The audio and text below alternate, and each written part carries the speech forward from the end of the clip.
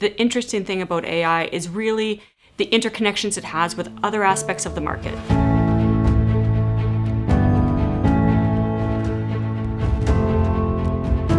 Hi, my name is Breanne Dougherty. I'm the head of BI Thematic Strategy, and that's here in Bloomberg. It's a new group where I focus clearly on thematics and what we are doing in the equities landscape.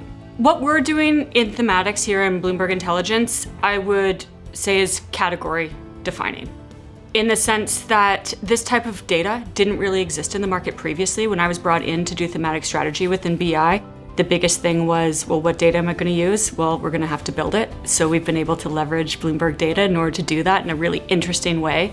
It's allowing us to bring a scalpel to the equities landscape. So as opposed to sort of traditional constructs like sector classifications, we're bringing entirely new classifications, these much more focused thematic classifications. Early part of 2024, we really saw the names in the picks and shovels exposures of that theme. So we've got 119 names actually in our AI theme universe. The picks and shovels exposure categories would be the likes of the hardware, hyperscalers, semiconductors names. They got a lot of attention on these early AI tailwinds, them showing revenue really early in the sessions. In thematics especially, we understand the importance that private markets have. Because we're in some nascent, rapidly evolving themes, it is really important for the new innovation that's coming into the market. A lot of it does come in the private market space.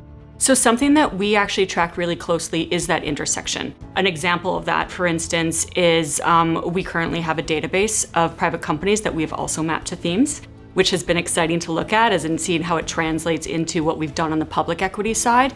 And when we look at AI specifically, as we've all seen out there, AI names have been investing quite heavily in the private market space and in private companies especially. So we look at where our AI stocks in our current public equities theme universe, where their biggest investments have been in 2024, for instance.